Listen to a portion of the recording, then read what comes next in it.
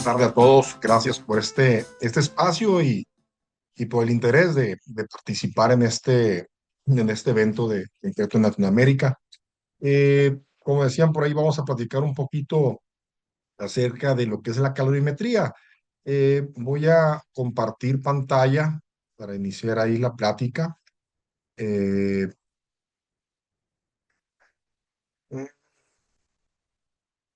no sé si se está viendo la pantalla, perdón. Sí, sí estamos viendo la pantalla. Nada más Ok. comparto. El tema es que yo no la veo. Sigo Nada más viendo tu... ponerle Si eh, gustas volver a compartir, por favor. Ok, Raúl, ¿puedes pantalla apagar tu completa. micrófono, Raúl, por favor? bien.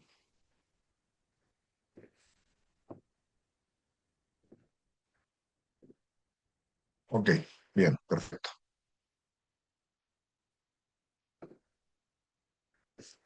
Muy bien, pues bueno, como decíamos, el tema de lo que vamos a platicar un poco es acerca de lo que es la calorimetría y en este caso enfocada, digo, a lo que es la evaluación del desempeño de concreto y mortero.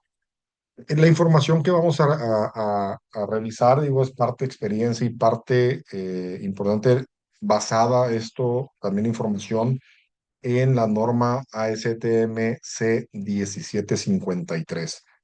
Eh, en general, me gustaría iniciar, digo, yo sé que lo saben, estamos dentro de la industria del cemento, del concreto, y bueno, pero quise no obviar esta parte de definir lo que es el cemento Portland. Bueno, es un material hidráulico que endurece mediante reacciones químicas con el agua. Cuando el agua entra en contacto con este material, se generan esas reacciones químicas para generar un material hidráulico.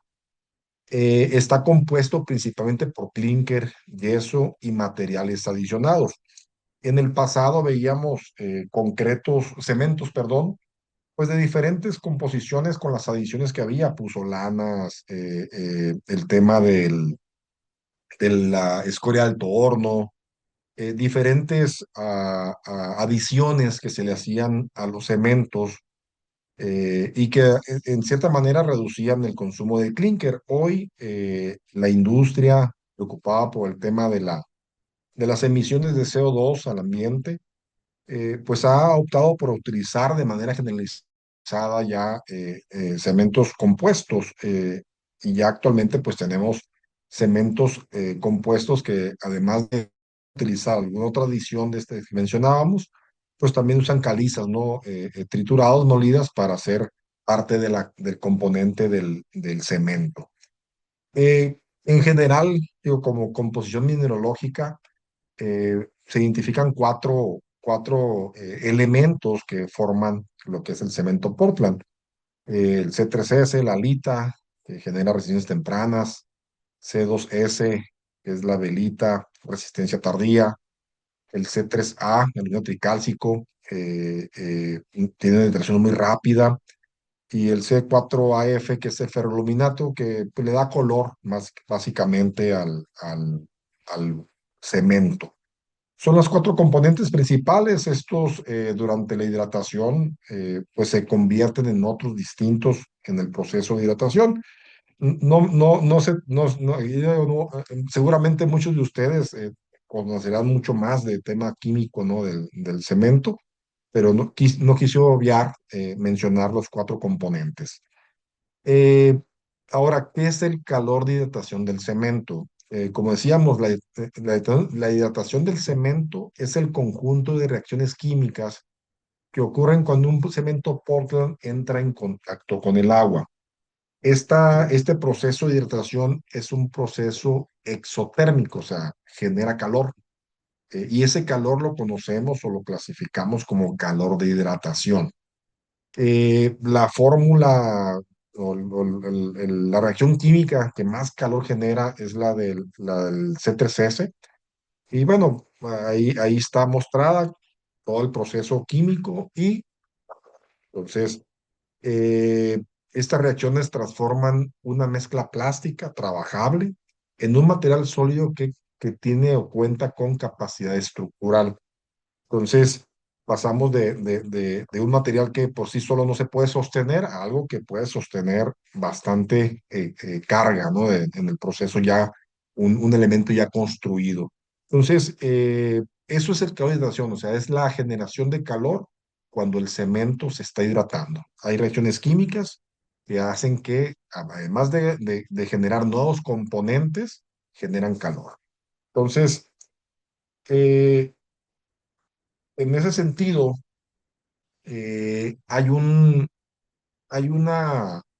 literatura ya muy utilizada y muy conocida en cuanto a las fases eh, que presenta la hidratación del cemento.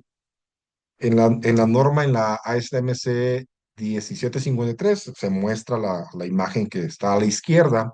A mí me gusta usar esta otra hecha por los colores. Este es algo que publicó Wilmer Vázquez ahí de SICA Perú hace algunos años y me encantó y lo uso en la medida de lo posible, ¿no? Cuando esto me lo permite. Eh, la hidratación del cemento lleva 5 fases o 5 etapas. Hablamos de la etapa uno, que viene siendo el mezclado, es cuando en la planta dosificadora o en la mezcladora en el campo juntamos todos los componentes que forman el concreto, ¿no? El cemento, el agua, agregados, aditivos, lo que lleve, ¿no? Nuestro diseño de mezcla o nuestro concreto. En ese momento hay un disparo de calor, se identifica un disparo de calor. En este momento se hidrata el aluminio tricálcico, ahí hay consumo de sulfatos, se empieza a formar de tringita, entonces empiezan los procesos químicos, pero la evidencia es que hay un disparo de calor, baja, se consume ese componente que está ahí dentro de la matriz del cemento, y bueno, llega a una parte muy baja de temperatura, eh, que le llamamos la etapa 2. En esta etapa 2 es la etapa de durmiente o la etapa de dormencia.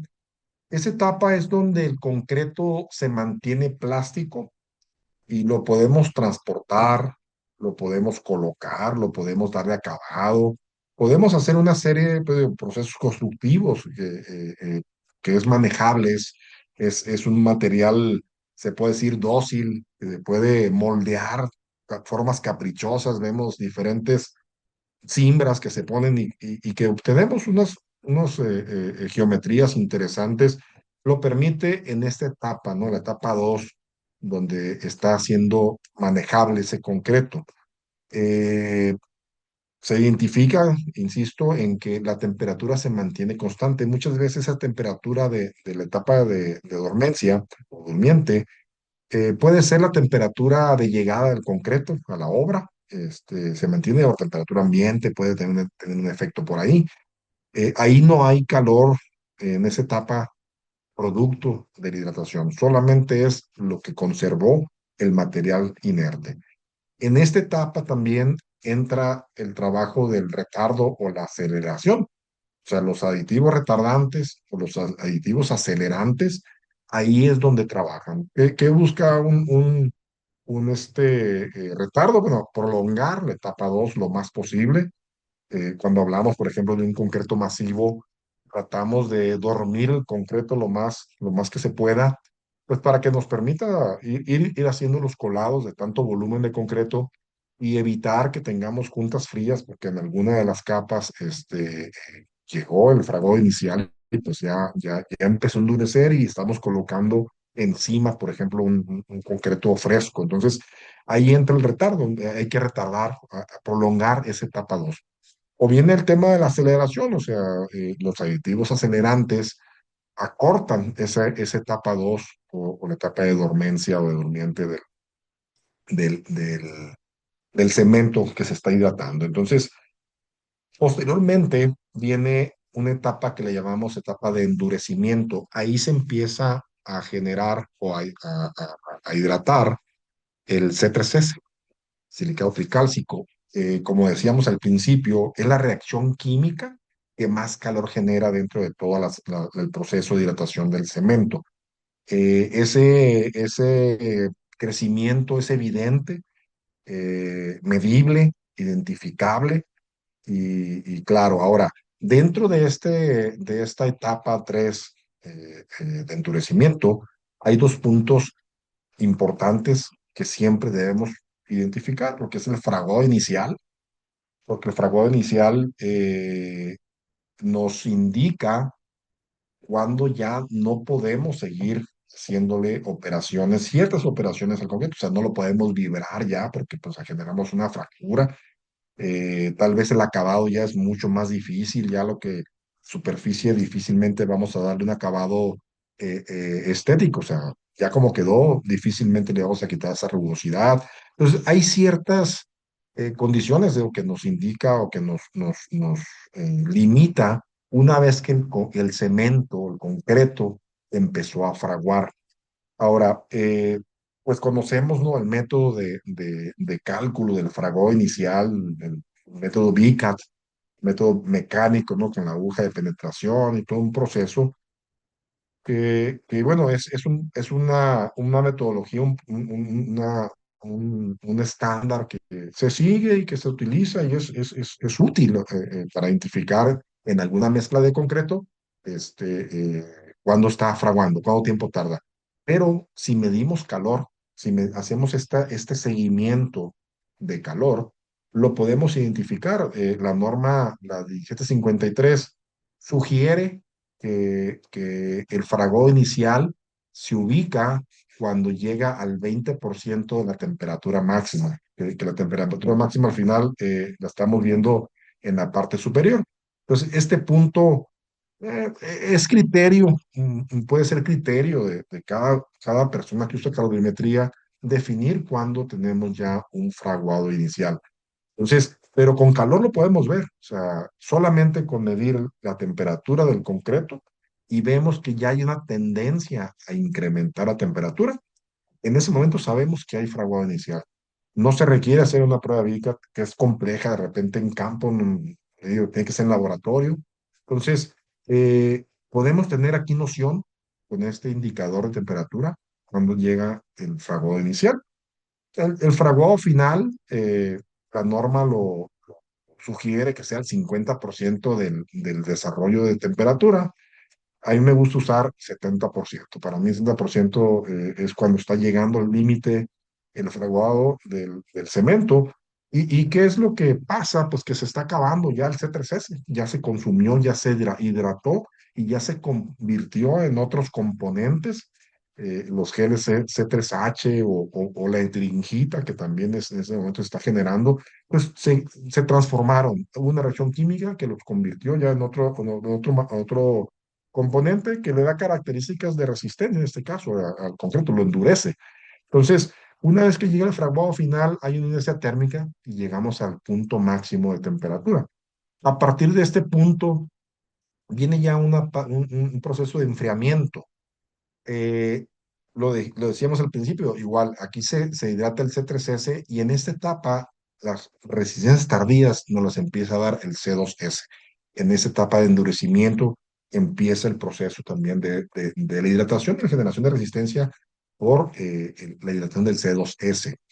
Después de este enfriamiento viene una etapa, la etapa 5, que Wilmer la describe como densificación.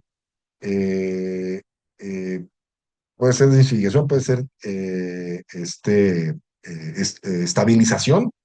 Y me gustó mucho esta idea de que está cortado este proceso. ¿Por qué? Porque el tiempo aquí es relativo. O sea, hay mezclas que pueden durar días, semanas, años, este, muchos años. Se habla que la presa Hoover allá en cerca de Las Vegas, por toda la cantidad de concreto que se utilizó para construirla, sigue generando después de, no sé, 40, 50 años construida. Entonces, este proceso de etapa 5 puede ser muy larga. No sabemos, digo, cada elemento es diferente. Ahora, si tomamos en cuenta estas 5 etapas y esta figura, esta forma de esta curva, Este es la base que nosotros utilizamos, yo utilizo para medir el desempeño de una mezcla de concreto. Si yo tengo mi gráfica de desarrollo de temperaturas de una mezcla y yo tengo ya mi testigo, por decirlo así, mi referencia de cómo se comportó, qué temperatura máxima llegó, el tiempo de fragor inicial, la etapa de dormencia, a cuánto llegó el pico de hidratación inicial. Si tengo eso ya muy entendido, yo puedo hacer comparaciones, puedo en el a sacar otra curva de calor de otra dosificación de esa mezcla y la comparo contra esta y me dice si se está comportando estable, si está como igual o si algo ha cambiado. Entonces, la base aquí para lo que es el tema de la plática, de poder evaluar el desempeño ya sea de concreto, ya sea de morteros, es tener esta gráfica o este proceso de hidratación del cementante que estemos usando. Digo, esto está a cemento Portland, pero digo, también puede haber mezclas con fly ash o con otros que van a modificar, de hecho, esta curva, pero si tenemos ya la base, el inicio, cómo estamos comparando, eso nos sirve para seguir comparando en el futuro. Entonces, yo quiero dejar como, como primer punto, mm, que estas 5 etapas siempre se van a presentar. La forma es muy similar. Ustedes hagan sus pruebas, vean, o sea, pongan un termómetro y vayan viendo cómo sube y baja. Es muy similar. Se comporta muy estable estas fases.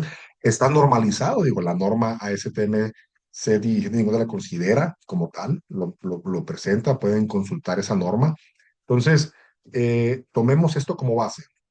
Esta es nuestra referencia, nuestra guía, nuestra comparación para ver en el futuro cuál es el desempeño que está teniendo nuestra mezcla de concreto o de mortero. Entonces, ahora, ¿cómo se mide el calor de hidratación? Hay equipos, eh, eh, puede ser el calorímetro isotérmico. El calorímetro isotérmico se utiliza más para cementos o para en laboratorio.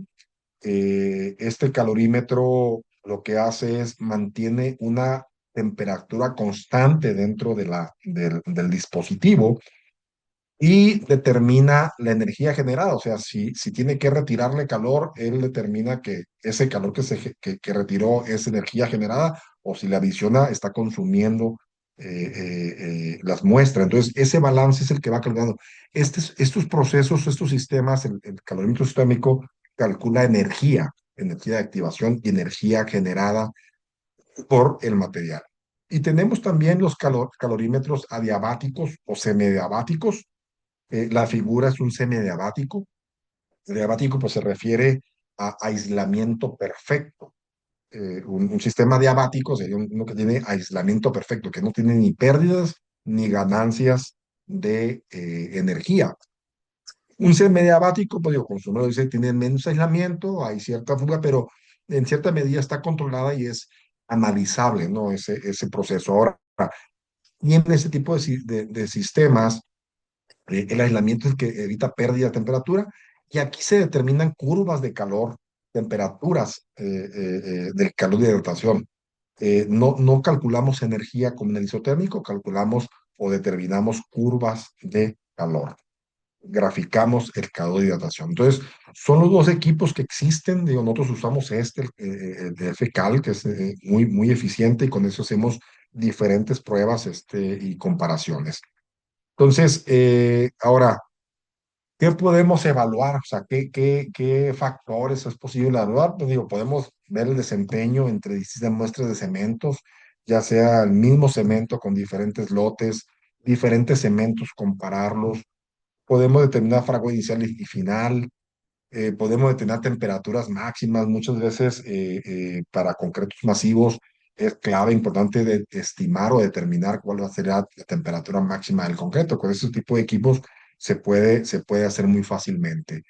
El efecto que tienen los aditivos en la mezcla, o sea, la adición, o sea, si no tiene la adición, o el ajuste, o sea, si le bajo, le subo aditivo, hay un efecto. Ahorita lo vamos a ver cómo se comporta una mezcla que le estamos cambiando el aditivo.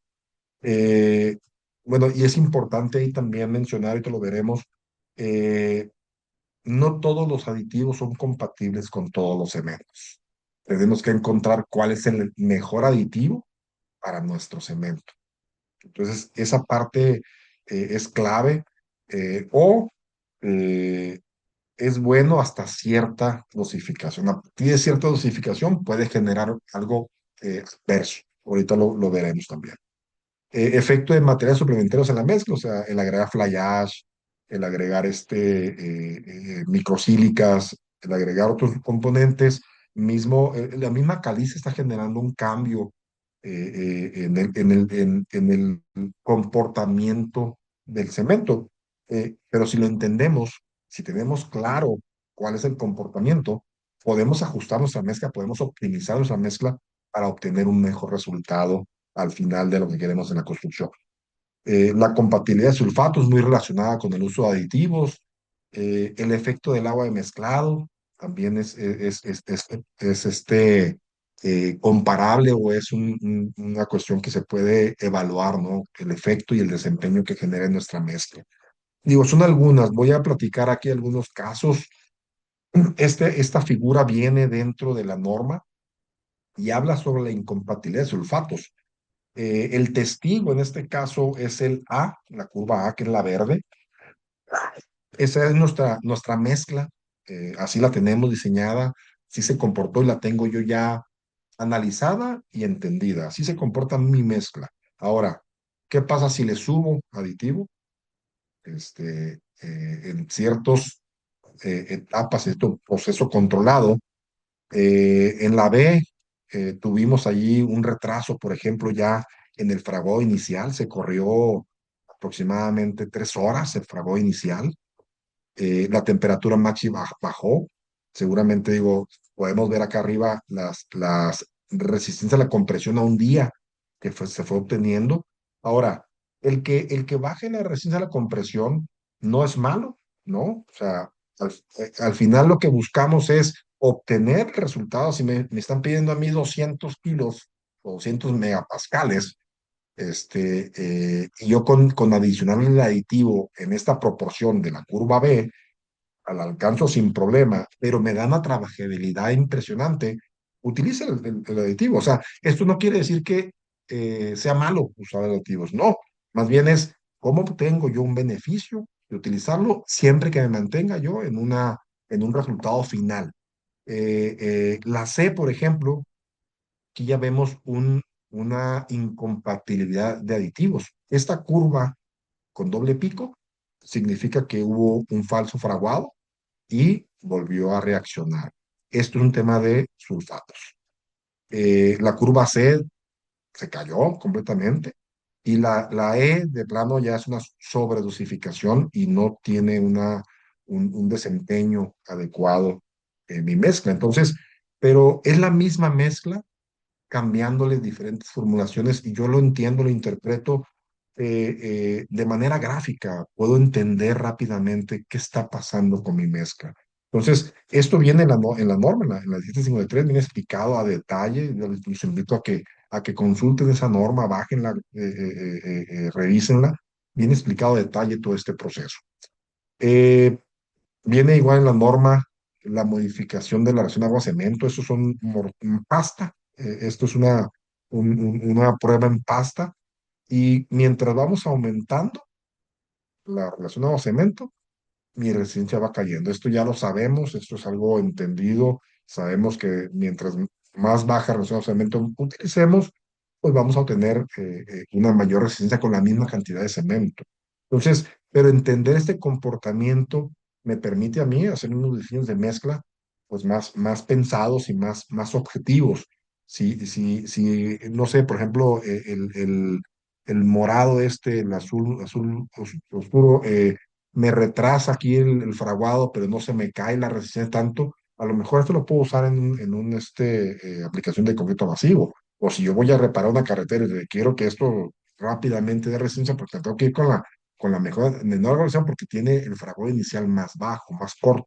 Entonces, depende qué estemos diseñando. Entonces, pero la información aquí está. O sea, podemos con solamente calorimetría analizar el comportamiento de esos cementos o concretos, o igual morteros. Eh, por ejemplo, aquí esta es investigación de Calmetric, los fabricantes ahí de los equipos. Ellos hicieron una comparación al utilizar agua reciclada y agua potable. Y encontraron en este caso que el agua reciclada aceleraba la mezcla, lograba mayor temperatura y más rápido empezaba a fraguar. Y aunque esta mezcla, la línea amarilla, era un poco más lenta, en el acumulado se igualaba. O sea, después ya de cierto tiempo, las dos curvas se cruzaban y de hecho la amarilla generaba un poco mejor desempeño.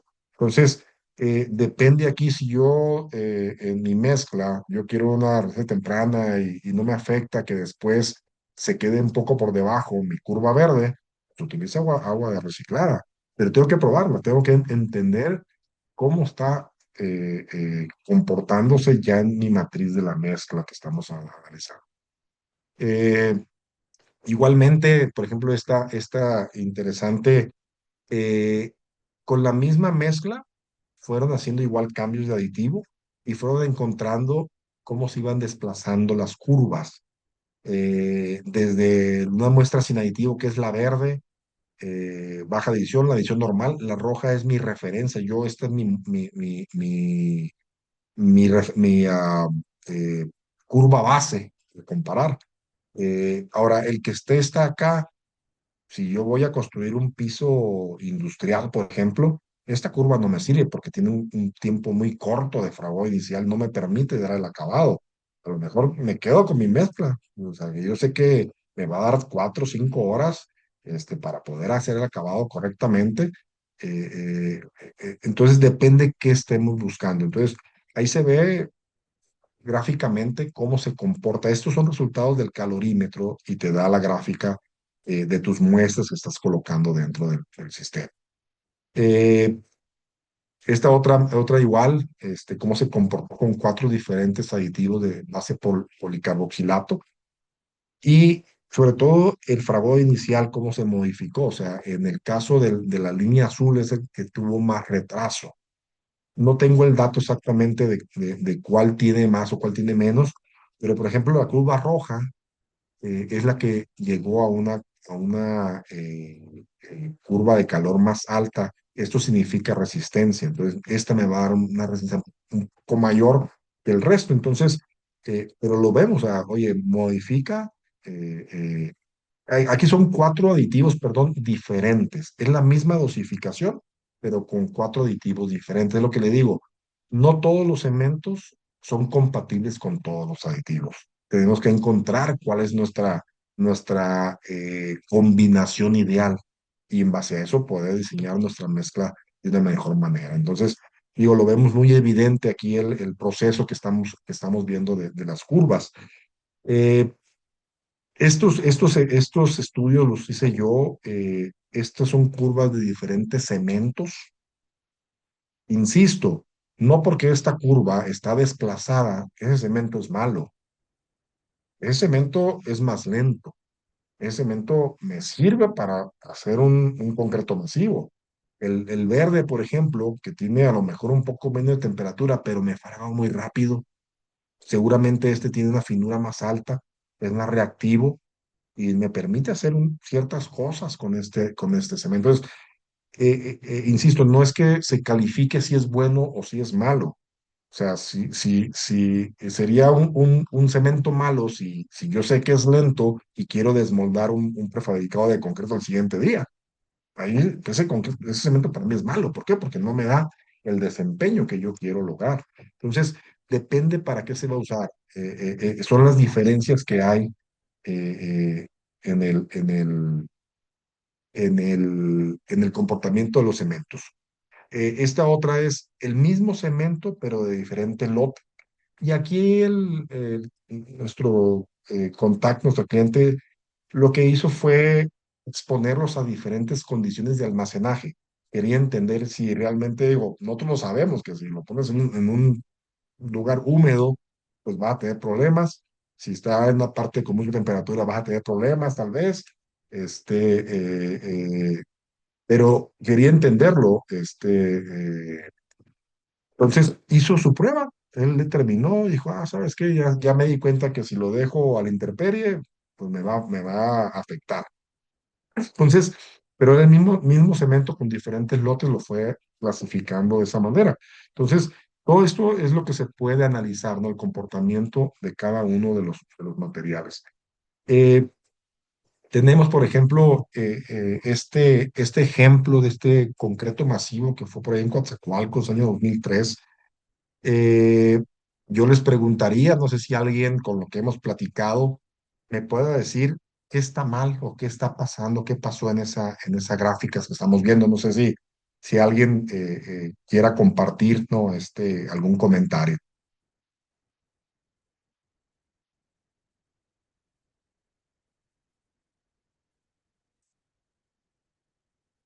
¿Nadie se anima? Ok, muy bien. Esto era un elemento masivo eh, con 48 metros de diámetro y 1,80 de peralte. Eran unas bases de cimentación para unos tanques criogénicos. Se hizo el monitoreo, se colocaron sensores en diferentes puntos. El desfase que está aquí en esas curvas se debe pues al avance del colado. Conforme se va colando, pues va tocando el sensor en diferente tiempo. No quiere decir que se retrasó el concreto, simplemente por los tiempos en los que va llegando a ese punto donde está el sensor, pues nos da una corrida diferente. Pero si vemos el comportamiento de estas gráficas, la negra, la morada, la azul verde y la verde oscuro, muy similares, temperaturas máximas muy similares, las tendencias de crecimiento de calor muy similares, excepto la naranja. Esta naranja se comportó diferente y era parte del mismo elemento, era la última sección del elemento y se comportó diferente. O sea, dijimos, oye, ¿qué está pasando? Algo hay aquí. No hicimos ninguna prueba de nada, simplemente vimos la gráfica, la herramienta que utilizaba en su momento nos mandó la alerta del comportamiento de esta curva. Identificamos que aquí había un detalle. Se revisó al siguiente día esta sección y se encontró que había habido un cambio en la ceniza volante que se estaba utilizando eh, en la mezcla. Se adicionó algo un poco más de lo que llevaba y eso lo que hizo fue retrasar en cierta medida la hidratación del cemento. Inicialmente se pensó que había sido un problema de fragor inicial, que la mezcla se había comportado de manera diferente, pero no, si vemos acá del lado derecho, es un zoom de esta sección de aquí y estamos viendo que la curva negra fue la más lenta, 13 horas para fragor inicial, la morada 8 horas, la verde 8 horas, la azul 9 horas, la verde oscuro 9 horas para fragor inicial y la naranja igual, tuvo 8 horas de fragor inicial. Entonces, no era un problema en sí de mezcla, algo estaba pasando. Entonces, al final lo que se encontró fue que se adicionó un poco más de lo que llevaba de la ceniza volante y generó este efecto, pero pudimos identificarlo simple y sencillamente con analizar sus curvas de calor. El concreto, yo al final puedo decirles que la curva testigo para esta mezcla de concreto pues son estas curvas, o sea, así se comporta. Entonces, si yo ya tengo esta referencia, si tomo como base la curva verde, por ejemplo, y en el futuro hago este mismo ejercicio, ya una prueba de esta curva se mantiene más o menos igual, yo valido que esa mezcla está siendo uniforme, está siendo comportándose de manera uniforme y que puedo seguirlo utilizando de acuerdo al diseño que yo estoy viendo o definiendo. Entonces, lo importante es entender esta parte de cómo se comporta el calor de la mezcla que yo estoy analizando y poderla comparar hoy, mañana, pasado, poder hacer comparaciones. Esa es la parte interesante de poder analizar el tema de calorimetría. Entonces, bien, es eso. Ahora, hay una aplicación de calorimetría que seguramente la habrán escuchado, que es el método de madurez del concreto. Esto igual se mide calor, pero este método nos permite igual también estimar resistencia a la compresión. Es un método muy viejo del año 51, inventado en Inglaterra, y lo que hace es una combinación de temperatura por tiempo. Calcula el área bajo la curva de la temperatura del concreto y determina cuántas horas, grados centígrados, hora ha acumulado un concreto. Siempre explicamos aquí esto de manera muy gráfica. Imaginen que llega un camión a la obra. Tomamos tres muestras de concreto, muestra uno, muestra 2, muestra 3. La muestra uno lo pongo en un ambiente controlado a 60 grados centígrados durante 10 horas. Yo multiplico 60 por 10, me da 600 grados centígrados hora. Esta es la madurez, en este caso, que ha acumulado, pero es medir temperatura. Al final medimos el calor de hidratación de la mezcla. La muestra 2, hacemos la muestra, la ponemos en un ambiente controlado a 30 grados centígrados durante 20 horas, 20 por 30, 600 grados centígrados hora. La regla de madurez me dice que un concreto con la misma madurez tiene la misma resistencia a la compresión. Entonces, esta muestra uno a las 10 horas debería tener la misma resistencia a la compresión de la muestra 2 a las 20 horas. Ahora, la muestra 3 yo la dejo en campo, la dejo ahí a condición de ambiente de terreno, que al final es lo que está viviendo mi concreto ahí. Y hacemos una gráfica, vamos graficando la temperatura, los gradientes de temperatura que va desarrollando, y se calcula el área bajo la curva de esta gráfica de temperaturas. Cuando el área bajo la curva alcance 600 grados centígrados hora, no sé cuándo va a pasar eso, depende tanto del estado como del medio ambiente. Cuando esta curva, esta área bajo la curva llegue a 600 grados centígrados hora, esta muestra 3 tendrá la misma resistencia a la compresión de la 2 a 20 horas y la uno a 10 horas. Entonces, esta es una derivación o es una aplicación de la calorimetría para estimación de resistencia a la compresión. Entonces, esto es básicamente lo que teníamos preparado, queremos compartir con ustedes.